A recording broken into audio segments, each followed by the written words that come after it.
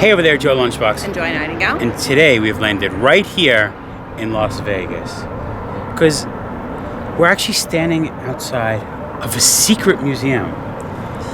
It's David Copperfield's warehouse. And the reason we are is I have a fun story I've always wanted to share with you.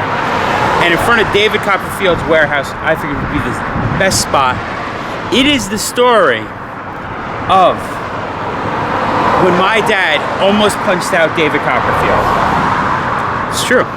It's true. I'm going to tell you a little bit about the warehouse, a little bit about my love of magic, my dad get me into it, and then this very unusual, very funny story. So hopefully you're into story time with Joe Lunchbox. If you are, you should like this video, subscribe to our channel, comment down below. It's greatly appreciated, much love. But I think it's time. Step right up. Let's go for this ride.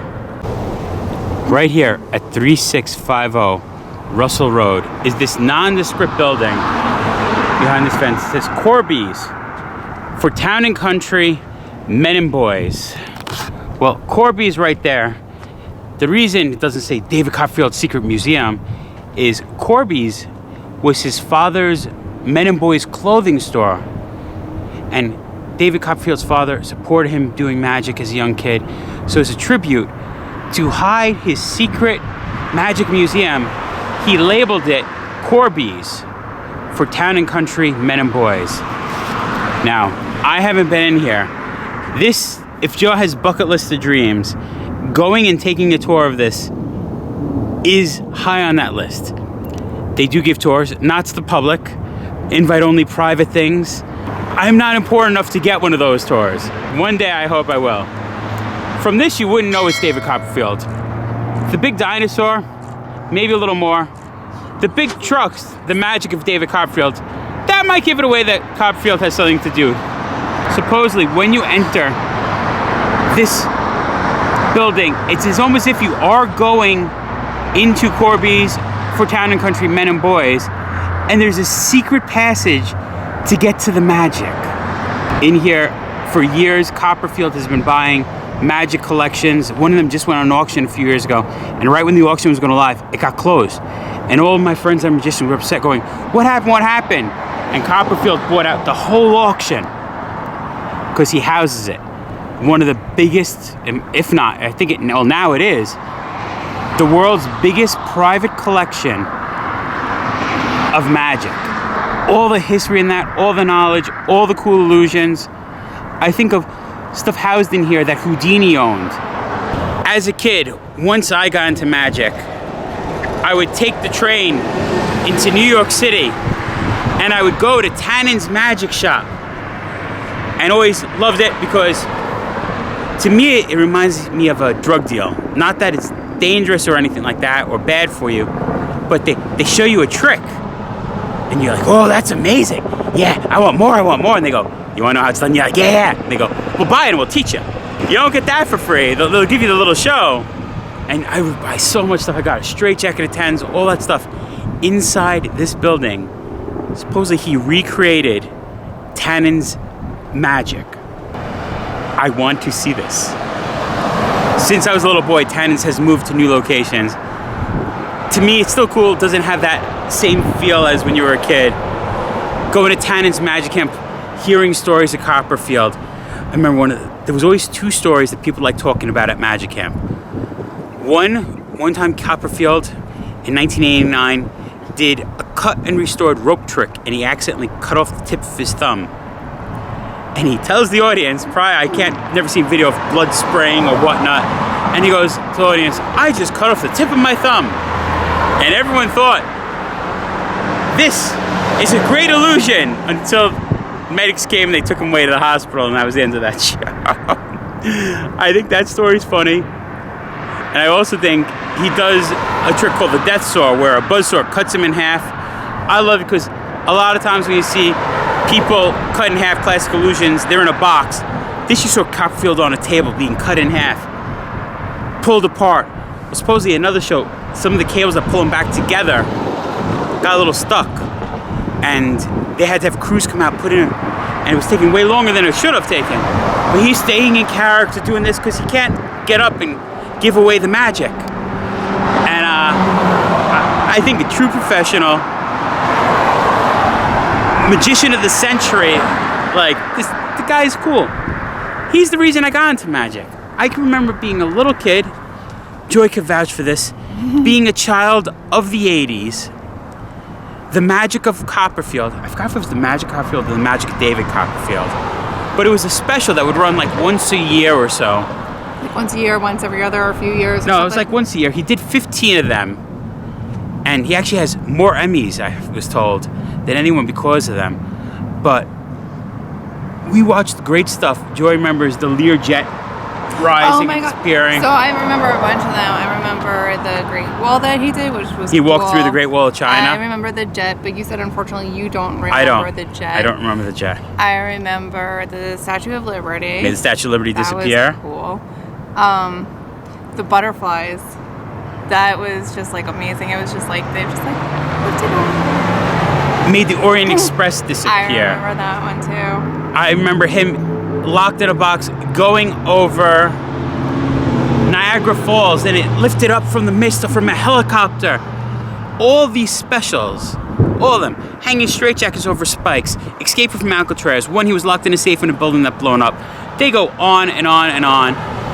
They were amazing. I wish stuff like that was still on TV. I was gonna say, like, I think the specials that I remember was like I had to always watch his, and then there was like a big group type of thing, but it was like it always had to be like those two things that I always had to watch. Me and my father through life. He didn't always get my dreams, my visions, but he always supported my love of magic. I think it's because his love of magic. That was something we connected on. When those specials aired, he'd sit me down. I remember him trying to figure out how tricks were done, showing me, teaching me. Then when I was a little older, I was probably 5th grade to 6th grade, I looked up the local magic shop. It was actually called The Magic Shop in Hicksville, New York. And my dad would take me there, buy me tricks. He tried to learn them too, to teach me how to do them. And it became our bonding. So that's why in the 90s, David Copperfield appeared on Broadway in New York City.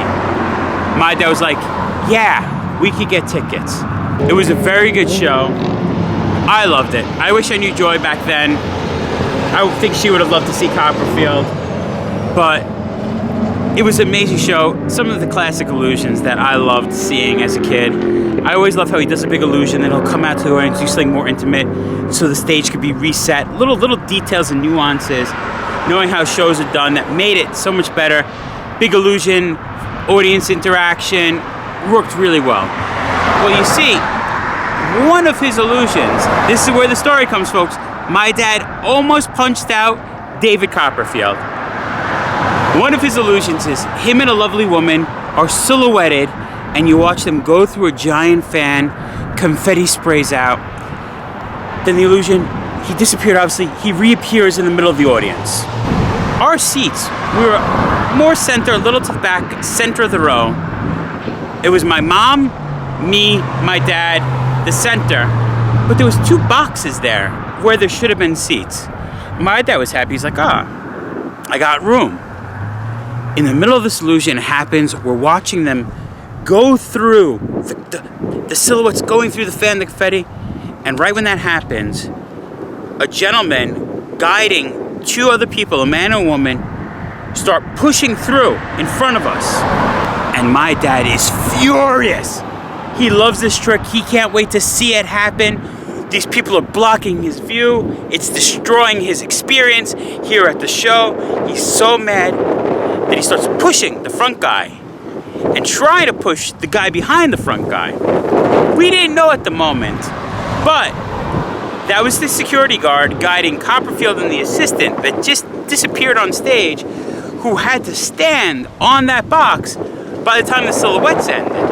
My dad wasn't going to let these people through because they weren't saying, hey, it's the show. They were just trying to do what they had to do. And then my dad's clenching fists, ready to start punching. And they were lucky the security guard was big, so he just pushed my dad out of the way. 2 other people ran, jumped on the box. They had a coat and hat on, they tore it off. And my dad realizes the mistake he almost made because it was David Copperfield and the assistant. My mom always would joke, she'd go, if I knew it was David Copperfield, I would have pinched his butt. I'm glad she didn't do that. That we might have got kicked out. But that is the story of when my dad, in the 90s, almost punched out David Copperfield. By accident, not knowing it's Copperfield, but on purpose because he was angry. And I figured, where better to tell you this story than in front of David Copperfield's warehouse slash museum slash, there's a giant dinosaur over my shoulder. This is awesome. I'm gonna think a little boy from New Jersey, world's biggest magic collection, housed in this nondescript building.